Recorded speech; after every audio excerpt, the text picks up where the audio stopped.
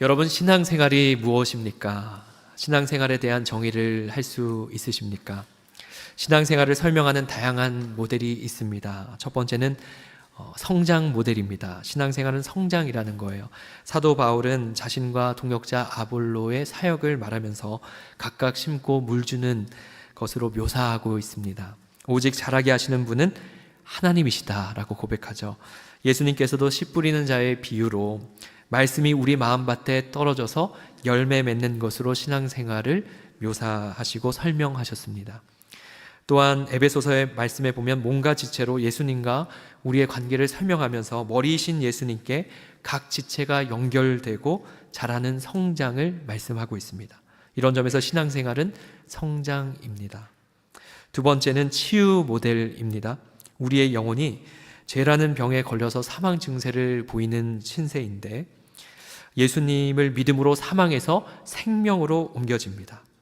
이 땅에 살아갈 때 계속해서 죄의 바이러스가 침투하려고 하지만 신약과 구약이라고 하는 말씀의 약을 먹으면서 영혼의 양식을 먹는 동시에 성령 충만으로 영적 건강을 회복해가는 과정, 그것이 신앙생활이다, 이렇게 말할 수 있습니다. 그런 점에서 신앙생활은 치유의 과정입니다. 세 번째는 경주 모델입니다. 신앙생활은 경주입니다. 그리스도인의 삶이 표대를 향해서 하나님의 부르신 그 상을 위해서 달려가는 경주로 이해하는 것이죠. 사도 바울은 이기기를 다투는 자마다 모든 일에 절제한다라고 말씀합니다. 달려갈 길을 다 마치기까지 믿음으로 살아갈 것을 말하고 있죠. 즉 자신의 사명을 완주하는 것을 신앙생활로 이해합니다. 마지막으로 전투 모델이 있습니다. 신앙생활은 전투입니다. 그리스도인의 삶은 공중권세 잡은 자들과의 영적 전투이죠. 우리는 하나님의 전신갑주를 입고 마귀와 대적해야 하고 사탄의 여러 유혹을 물리치면서 승리해야 합니다. 매일의 삶에 수많은 유혹들이 있잖아요. 매일의 삶에 우리의 관계와 성품을 파고드는 악한 권세를 대적하고 승리해야 합니다. 대장이신 예수님을 바라보면서 그분의 지휘를 따르면 반드시 승리합니다. 몇 가지 모델로 모든 성경에 나오는 신앙생활을 다 설명할 수는 없지만요, 크게 네 가지 정도로 우리가 생각할 수 있죠. 네 가지 모델에서 알 수 있는 점이 있는데요, 그것은 신앙생활은 명사가 아니라 무엇이라고요? 어떻게 하셨어요? 뒤에 나와 있으니까. 네. 신앙생활은 명사가 아니라 동사입니다. 동사. 신앙생활은 정체가 아니라 전진입니다. 움직임입니다. 살아있는 관계입니다. 성장 모델에서 성장이란 단어에는 변화라고 하는 그 의미가 이미 담지되어 있습니다. 치유도 날마다 성화되는 거룩한 생활을 뜻하죠. 경주도 주님을 향해 달려나아가는 그 모습도 한 걸음 한 걸음 주님 앞에 나아가는 움직임을 말하고 있습니다. 전투 모델도 하나님의 군사, 하나님의 용사로 이 땅의 수많은 도전 앞에 믿음의 방패를 들고 성령의 검, 곧 말씀이 삶에 적용되어서 변화되는 것을 뜻합니다. 여러분에게 질문하겠습니다. 여러분에게 신앙의 변화, 역동성, 움직임이 있으십니까? 혹시 멈춰지고 정체된 신앙생활은 아닙니까? 제가 하루는 차를 타고 케이턴스빌을 향해서 가고 있었습니다. 가고 있는데 오른편에 벤츠 딜러샵이 보이고 왼편에는 BMW 이 딜러샵이 보이는 거예요. 수많은 차가 즐비하게 주차되어 있는 걸 보면서 문득 이런 생각이 듭니다. 아무리 고급차라도 누군가의 소유가 되지 못하면 주차장에서 멈춰 있는 신세구나. 겉은 화려하고 좋아 보이는데 전혀 움직임이 없으면 무슨 소용이 있겠습니까?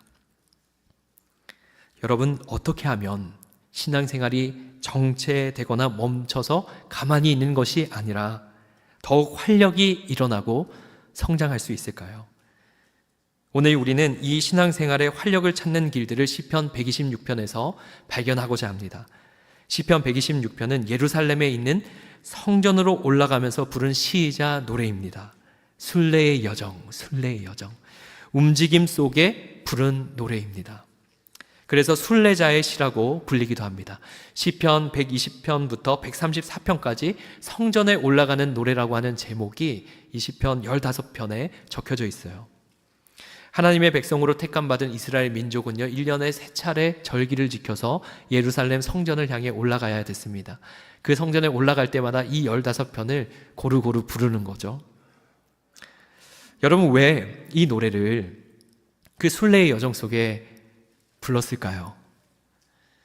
여러분, 한번 여행을 하는 상황을 생각해 보시기 바랍니다.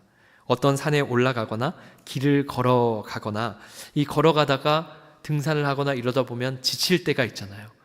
나는 무한 체력이야, 끊임없이 나는 지치지 않고 올라가, 이런 경우는 거의 없지 않습니까? 지칠 때가 있어요. 어느 순간. 그렇게 지칠 때요, 비트가 빠른 노래나 마음이 부푼 어떤 노래를 듣거나 그것을 부르면요, 여러분, 무엇이 생깁니까? 힘이 생겨요. 힘이. 신나는 노래나 걸음의 목적에 의미가 생기는 노래를 고백하면 힘이 생긴다는 거죠. 순례자들이 예루살렘 성전에 올라가는 그 의미를 생각하게 하는 노래, 그 걸음에 힘을 주는 시가 시편 126편의 말씀입니다. 그런 점에서 신앙생활을 하는 우리에게 활력을 줄 수 있는 말씀이 여기에 담겨 있습니다. 시편 126편의 말씀을 내용의 구조적으로 살펴보면요, 2가지입니다. 저를 한번 따라해 보실까요? 기억, 기도. 기억과 기도의 구조로 되어 있습니다. 시간으로 얘기하면 과거와 현재로 이루어져 있습니다. 시편 126편의 말씀이 곧 과거를 기억하고 현재에 기도하는 내용과 구조로 되어 있어요. 126편의 내용을 살펴보면요, 1절에서 3절은 과거 역사에 대해서 기억하며 회상하고 4절에서 6절까지는 현재의 기도와 믿음을 선포하고 있습니다. 이 시편을 잘 이해하기 위해서는요, 우리는 회상하고 기억하는 이 역사가 무엇인지에 대해서 알아야 됩니다. 그 역사가 무엇인지, 과거에 돌아보는 그 역사가 무엇인지 그 실마리를 1절에서 우리가 찾을 수 있습니다. 시편 126편 1절 함께 한 목소리를 합독합니다. 시작. 여호와께서 시온의 포로를 돌려보내실 때에 우리는 꿈꾸는 것 같았도다. 아멘. 시편 기자가 기억하는 역사는 이스라엘 백성들이 바벨론으로 포로로 잡혀갔던 그 역사를 떠올리고 있습니다. 시온의 포로라고 하는 말은 예루살렘의 대표적인 명칭이죠. 남유다 백성이 바벨론의 포로로 있었던 상태를 시온의 포로다, 이렇게 표현하는 겁니다. 바벨론 포로로 잡혀갔던 그 일을 기억하고 있는 거예요. 여러분, 선택받은 이 백성이 왜 바벨론으로 포로 신세가 되었습니까? 그 이유를 역대하 36장 16절에서 이렇게 말씀하고 있습니다.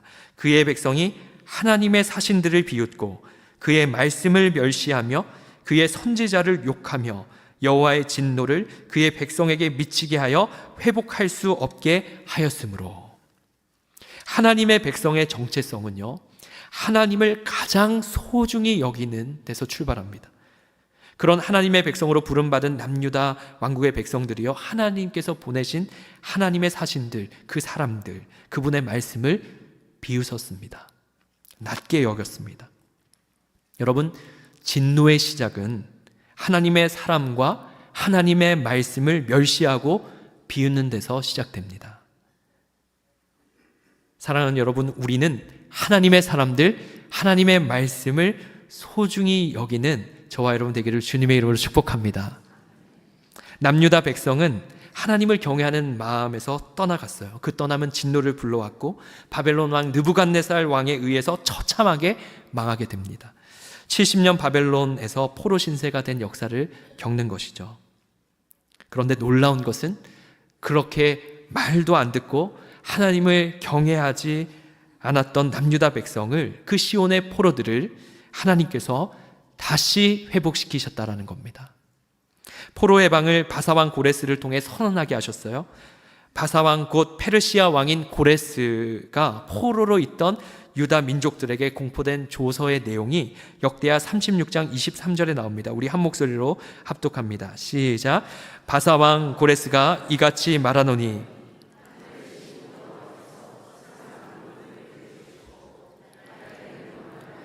유다 예루살렘에 성전을 건축하라 하셨나니 너희 중에 그의 백성된 자는 다 올라갈지어다. 너희 하나님 여호와께서 함께 하시기를 원하노라 하였더라. 아멘. 여러분, 포로 생활한다라는 것 감히 상상하기 어렵지만 얼마나 힘들었겠습니까? 핍박도 있고 환난도 있고 타국에서 살아내는 그 고통을 겪는 시기였습니다. 답답하고 변하지 않을 것만 같은 이 언제 끝날 것인가라고 하는 감옥 같은 타국 생활에서 여러분, 갑자기 해방이 선포된 거예요. 갑자기 자유인이 되었다고 선포를 받게 된 겁니다. 고향으로 돌아가라는 거예요. 너희는 이제 노예가 아니라 고향으로 돌아가라. 이 선언은요, 여러분 어떻게 느껴졌을까요? 와, 꿈만 같은 소식이다. 꿈만 같은 일이다. 이렇게 생각하지 않았겠습니까? 귀국만 해도 감사하고 기쁜 일인데 다 무너졌던 예루살렘 성전을 건축하라고 명령을 받았으니까 포로된 자들, 이 남유다 백성들이 얼마나 기뻤겠습니까? 여러분, 감히 비교할 수 없지만요, 군 복무를 하다가 오랜 군 복무에 정말 힘겹게 군 복무를 하다가 저녁 통보를 받고 제대를 하면 여러분 얼마나 군인들이 기뻐하는지 아십니까? 예, 군인들이 민간인이 되었다고, 나 이제 민간인이 되었다고, 나 나가면 이제 자유롭게 놀 거야 이러면서 저녁을 하면 얼마나 기뻐하는지 모릅니다. 예, 여기 미소를 지으신 우리 남자 성도님들이 계시네요. 예, 그때가 떠오르시죠? 예, 어떤 닫혀진 체제 속에서 자유와 해방을 맞이할 때 그 기쁨은요, 엄청납니다.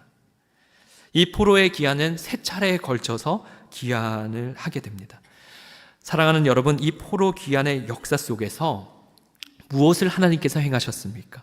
하나님께서 행하신 일은요, 구원의 역사입니다.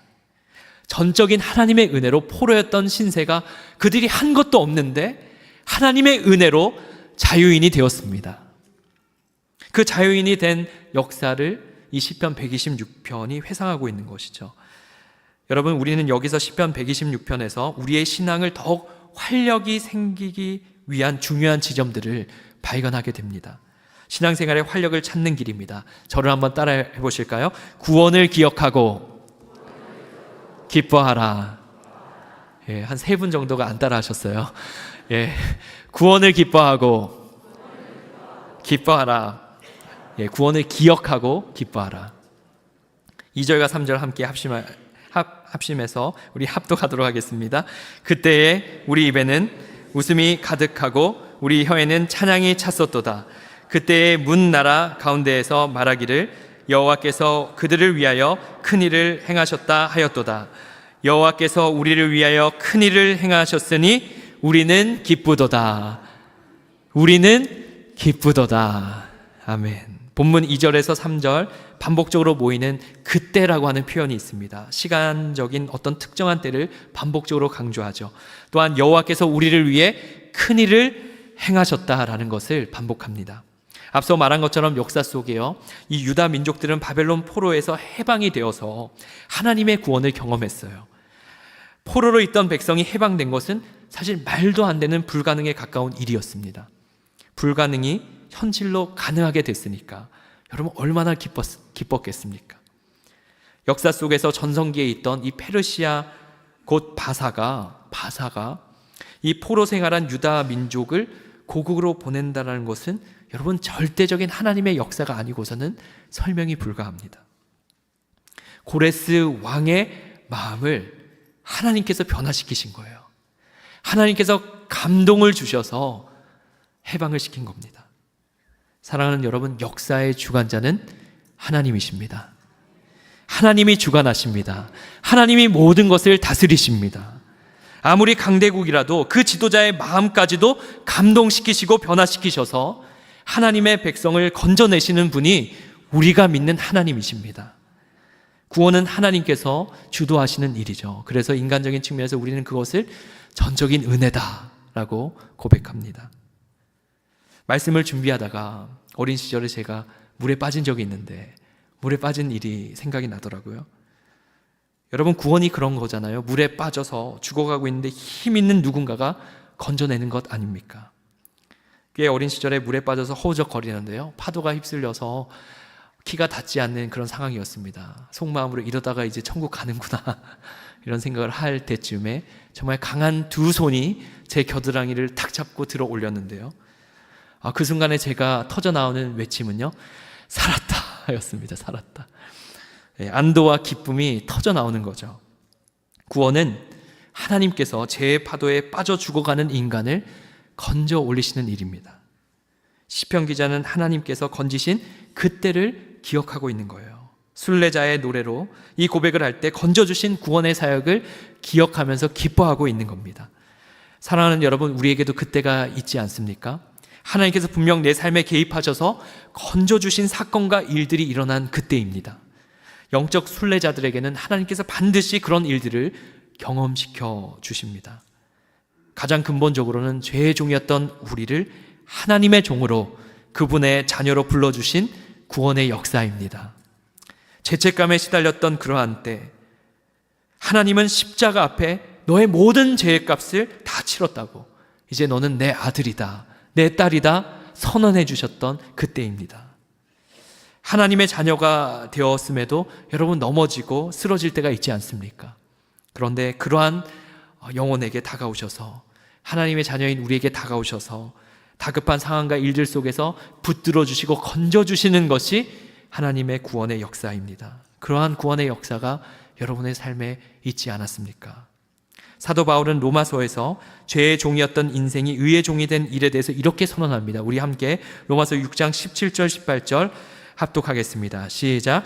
하나님께 감사하리로다. 너희가 본래 죄의 종이더니 너희에게 전하여 준 바 교훈의 본을 마음으로 순종하여 죄로부터 해방되어 의에게 종이 되었느니라. 아멘. 사랑하는 여러분, 여러분은 죄의 종이 아니라 의에게 종이 된 존재라는 것을 믿으시길 바랍니다. 죄의 종은 죄에 대해서 거부할 수 없어요. 내가 쾌락에 빠져 있는지, 쾌락의 욕구에 쫓아 그냥 따라가면서 회개할 줄도 모르고 그 안에 푹 빠져 살아가는 그 상태가 죄의 종인 상태입니다. 그런데 하나님께서는 복음, 곧 예수 그리스도를 믿으면 의에게 종이 된다라고 그 구원의 길을 열어주셨습니다. 여러분, 얼마나 감사한 일입니까? 의의 종은 어떤 존재입니까? 더 이상 죄의 종이 아니기 때문에 죄에 대해서 저항할 수 있는 거예요.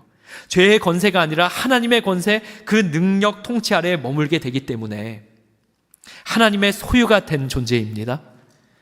예수님을 믿으면요, 어떻게 되냐면 예수의 영, 성령이 그 능력을 우리에게 날마다 공급해 주셔서 죄를 저항하게 하고 이기게 하십니다. 사랑하는 여러분, 여러분에게 죄를 저항할 수 있는 능력이 이미 있다는 것을 믿으시길 바랍니다. 여러분, 그러한 자유인입니다. 죄를 거부하고 이기고 승리할 수 있는 자유가 우리의 인생에 선포되어졌다는 것이죠. 여러분, 언제 그 구원의 하나님의 그 역사를 경험하셨습니까?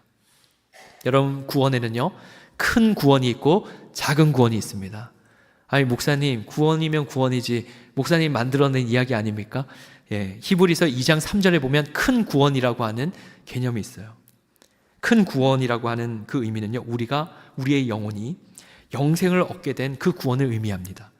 작은 구원이라고 하면, 구원에 물론 작은 구원은 없지만 작은 구원은 우리가 살아가면서 질병이나 재정적인 어려움이나 일상에서 힘겨운 상황을 주님의 도우심으로 극복하게 된 일을 우리는 작은 구원이라고 말할 수 있어요. 예수님께서 신약 성경에 병든 자, 복음서에 보면 병든 자에 찾아가셔서 치유해 주시고 이렇게 말씀하시잖아요. 내 믿음이 너를 구원하였다. 질병으로부터의 회복도 구원입니다. 사랑하는 여러분, 하나님께서 건져주신 그때가 언제였습니까? 나를 위해 구원해 주신, 건져주신 그 사건, 눈물 콧물 쏟으면서 십자가 앞에서 서서 구원의 감격을 했던 때가 여러분 언제였습니까? 하나님께서 우리를 위해 큰 일을 행하신 그 일을 거듭거듭 기억하는 저와 여러분 되기를 주님의 이름으로 축복합니다. 아무리 힘든 일이 있어도, 아무리 기력이 없어도 우리는 예수님께서 나의 죄를 위해 죽으시고 죄의 값을 치러서 영생을 주신 그 구원의 역사를 날마다 기억해야 할 줄로 믿습니다. 그럴 때 그 구원의 역사 속에 우리의 마음의 방점을 찍을 때 기쁨이 다시 생기는 거예요. 신앙의 활력이 없는 상태의 중요한 진단의 기준은요, 기쁨이 없는 상태입니다. 여러분, 질문하겠습니다. 여러분 기쁘십니까? 안 기쁘시네요. 신앙생활이 재미가 없다, 기쁨이 없다 라고 한다면 심각한 상태죠. 말씀은 항상 기뻐하라고 우리에게 말씀하고 있지 않습니까? 어떻게 항상 기뻐할 수 있을까요? 여러분 언제 기쁘십니까? 자녀들을 키우는 부모들은요, 아이들이 오랜 방학을 하다가 학교에 갈 때 많이 기뻐하죠. 여러분 드라마 볼 때 기뻐하십니까? 그 다음 내용은 뭘까 하면서 기대하시고 그럴까요? 여러분 주식이 올라갈 때, 안 좋던 상황이 좋아질 때 여러분 기뻐하십니까? 여러분, 그런데 우리가 알 수 있는 것은요, 상황은 언제나 바뀝니다. 학교를 간 아이들은요, 어김없이 돌아옵니다. 드라마도 끝이 있습니다. 주식도 떨어지기도 하잖아요. 세상의 모든 것은 여러분 변합니다. 그러나 영원토록 변하지 않으시는 예수님, 그 예수님과 그 존재와 연결된 그 관계로부터 오는 기쁨은 영원한 줄 믿습니다. 하나님께서 베푸신 그 관계, 그 구원을 여러분 거듭 기억하십시오. 그럴 때 활력이 없는 우리의 신앙생활에 새로운 감정, 새로운 기쁨이 우리에게 차오를 것입니다. 제가 하루는 신혼부부를 신방하게 되었어요. 여러 성도들의 가정을 신방하지만 신혼부부를 신방하게 됐는데요, 신혼부부니까 얼마나 좋을 때입니까? 너무나 좋을 때잖아요. 신혼부부 가정을 신방하는데 결혼식 그 스냅 사진들을 모은 1분 정도의 영상을 만든 것이 있는데, 신방간 저에게 보여주는 거예요. 목사님 한번 보세요, 저희 결혼식이에요 하고 보여주는 거예요. 보는데 참 이쁘더라고요. 신방을 받는 형제가 그걸 보여주면서 이렇게 얘기하는 거예요. 목사님, 저희 부부가요 자주 이 영상을 봅니다, 이렇게 얘기를 하는 거예요. 참 좋은 방법이라는 생각이 들었습니다. 부부라도 싸우고 소원해질 때도 있을 텐데, 과거의 그 결혼식 추억 영상을 거듭 보면서요, 후회하는 것이 아니라 다시 회개하고 사랑의 언약을 기억하는 것이죠. 여러분, 과거에 예수님께서 부족하고 연약한 우리를 건져주시고 살려주신 그 모든 구원의 때를 다시 한번 기억하시기를 주님의 이름으로 축복합니다. 구원을 기억할 때 여러분, 우린 기뻐할 수 있습니다. 신앙생활의 활력을 찾는 길 두 번째입니다. 저를 따라해 보실까요? 씨앗을 뿌리고 기대하라. 4절에서 6절 말씀 합독합니다. 여호와여, 우리의 포로를 남방 시내들같이 돌려보내소서. 눈물을 흘리며 씨를 뿌리는 자는 기쁨으로 거두리로다. 울며 씨를 뿌리러 나가는 자는 반드시 기쁨으로 그 곡식단을 가지고 돌아오리로다. 아멘. 시편 126편의 기자가 1절에서 3절까지 과거의 포로로 있던 존재에서 구원을 주신 하나님을 기억하면서 기뻐하고 있잖아요. 신앙생활의 이 활력, 기쁨을 회복하기 위해서는 하나님께서 내 삶에 행하신 그 일을 늘 기억해야 한다라고 우리가 말씀을 나누었습니다. 방금 읽은 4절에서 6절에서 보면 시편 기자는 이제 시제를 바꾸고 있습니다. 바로 미래를 담고 있는 현재의 시제를 사용하고 있어요.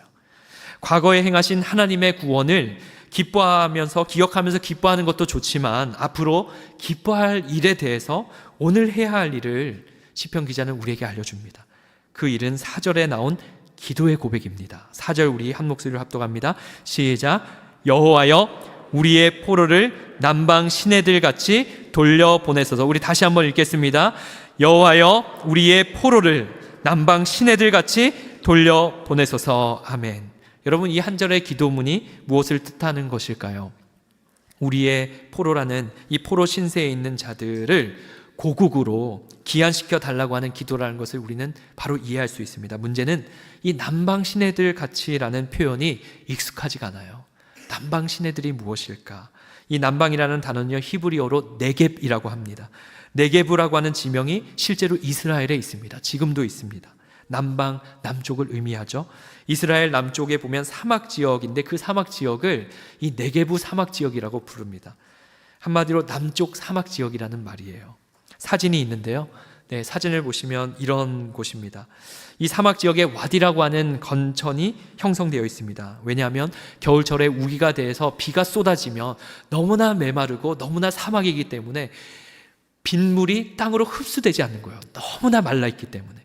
그래서 어떤 일이 벌어지냐면 비가 오면 그 마른 땅에 홍수가 납니다. 그 마른 땅에 순식간에 빠른 유속이 있는 강물이 생겨나게 돼요.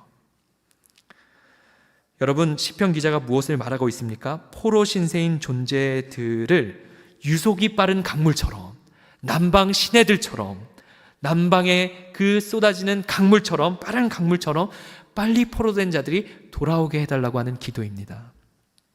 포로였던 자, 과거에 포로를 경험했던 자들이 역사 속에서 2차, 3차 포로들이 얼른 고국으로 돌아오기를 바라면서 구했던 기도라고 우리가 1차적으로 이해할 수 있지만, 이 기도가 오늘날 주는 의미가 있습니다. 바로 죄의 종, 포로의 신세로 있다가 주님의 자녀가 된 구원받은 이들이 여전히 죄의 포로로 붙잡혀 있는 이들을 위한 중보적인 기도라는 거예요. 여러분, 이 기도문에 이어서 시편 126편 5절에서 6절은 아주 중요한 신앙의 원리를 알려주고 있습니다. 5절 6절 우리 다시 한번 합독합니다. 시작. 눈물을 흘리며 씨를 뿌리는 자는 기쁨으로 거두리로다. 울며 씨를 뿌리러 나가는 자는 반드시 기쁨으로 그 곡식단을 가지고 돌아오리로다. 아멘, 아멘. 여러분, 한 가지 이미지가 떠오르잖아요.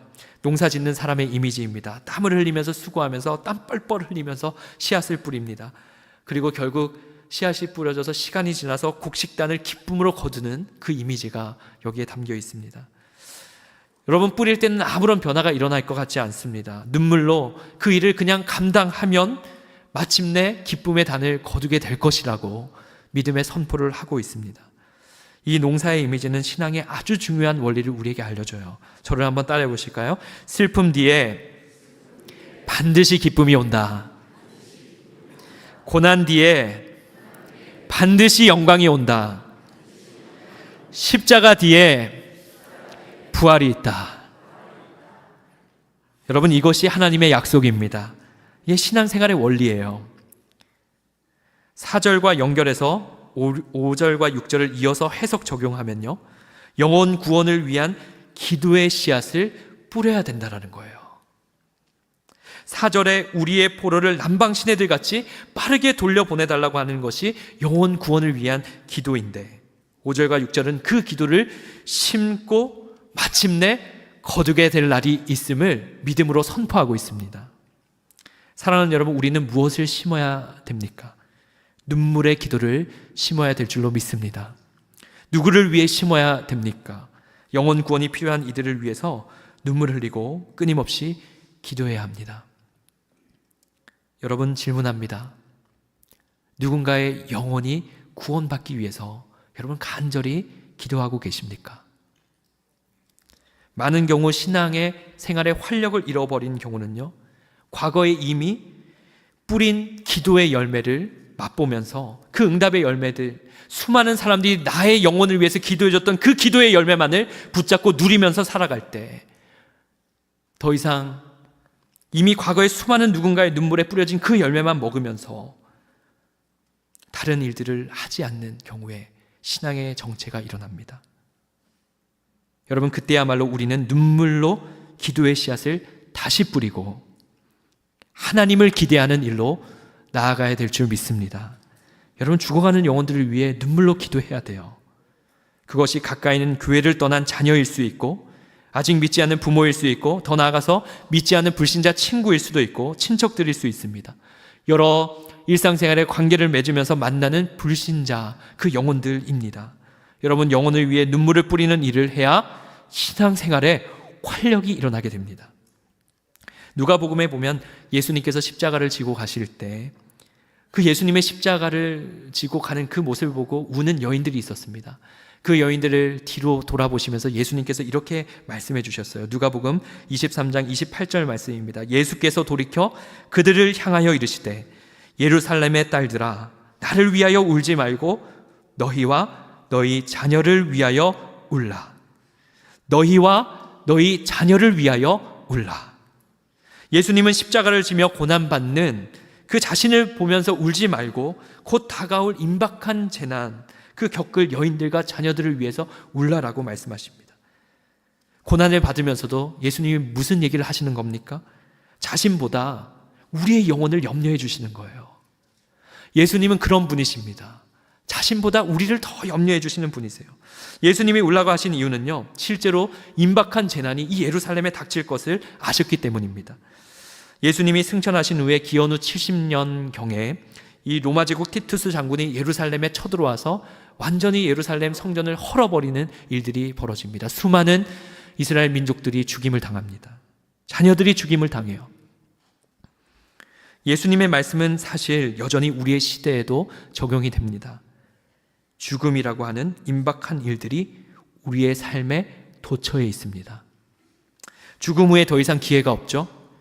내 자녀의 영혼이 구원을 받았는지, 내 부모가 구원을 받았는지, 죽음 전에 영혼 구원을 위해 울며 기도해야 합니다. 전도자 빌리 그레이엄 목사님은요, 기도가 없는 그리스도인은 능력 없는 그리스도인이다 라고 말합니다. 기도의 불이 약해질 때 신앙생활의 활력 능력도 떨어지게 됩니다. 사랑하는 여러분, 영혼 구원을 위해, 특별히 다음 세대를 위해, 주님을 알지 못하고 방황하며 있는 영혼들을 위해 기도하는 저와 여러분 되기를 주님의 이름으로 축복합니다. 하나님이 무엇에 관심이 있으실까요? 하나님의 최대의 관심은 영혼 구원에 있습니다.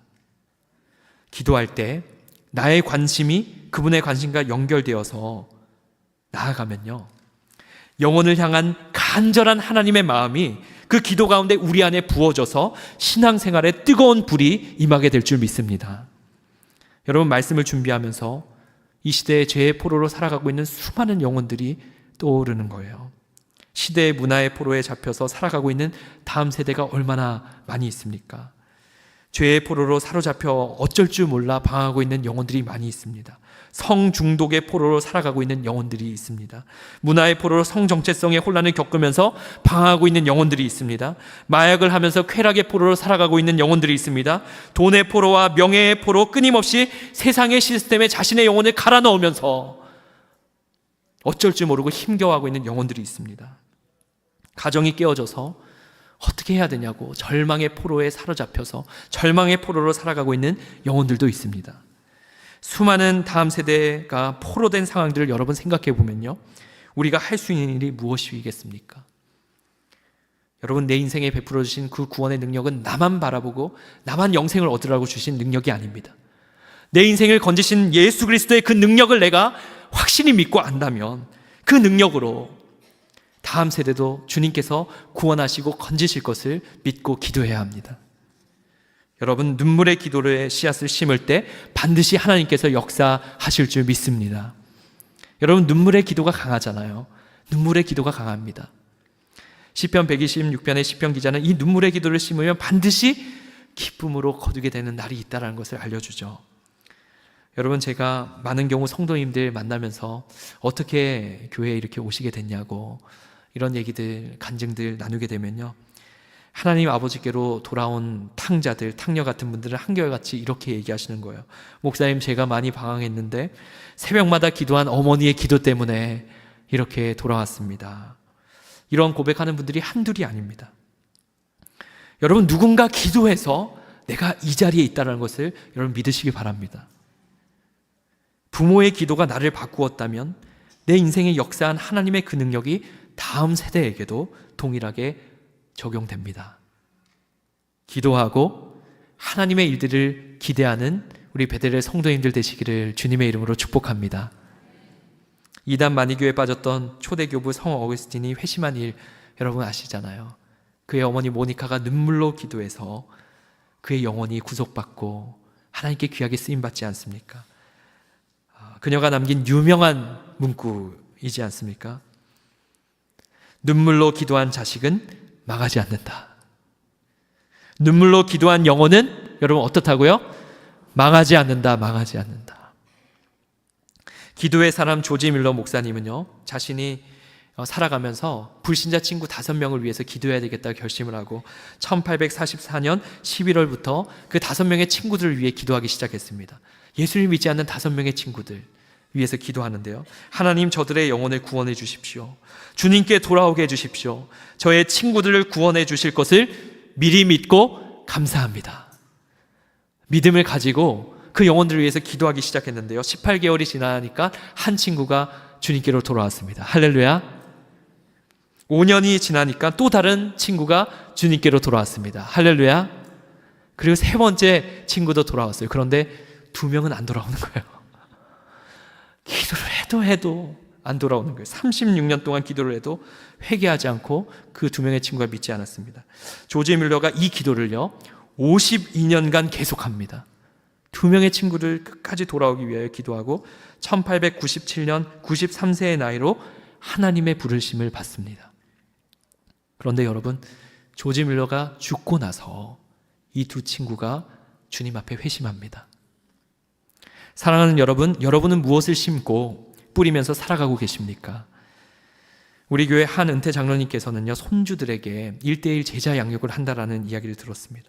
복음과 기도의 씨앗을 심는 가장 값진 일을 하고 있다라고 생각이 들어서 너무나 마음에 감동이 되었습니다.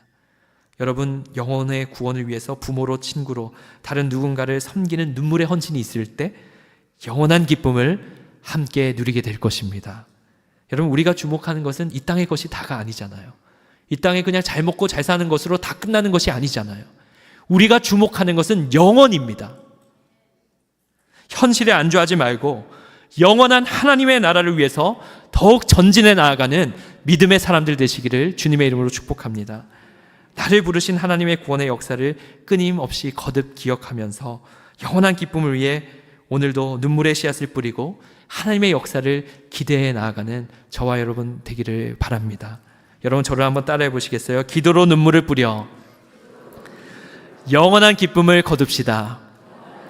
다시 한번 고백합니다. 기도로 눈물을 뿌려 영원한 기쁨을 거둡시다.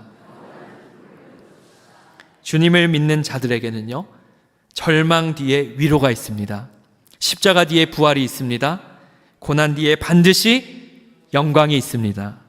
이 확신 속에 우리 모든 베델의 성도들이 주님과 더 깊어지고 성장하는 신앙생활 되시기를 주님의 이름으로 축원합니다. 이 시간 기도하겠습니다.